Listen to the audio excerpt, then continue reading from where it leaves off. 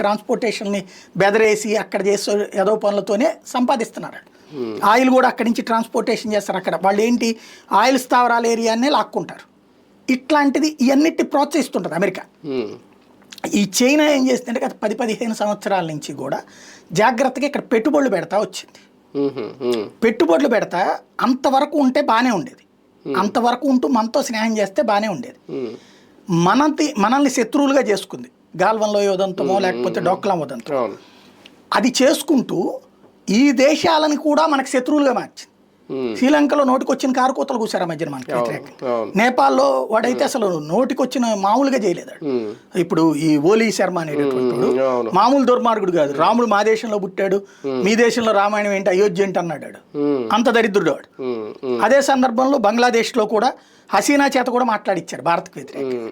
పాకిస్తాన్ అయితే ఇక తెలిసిందే.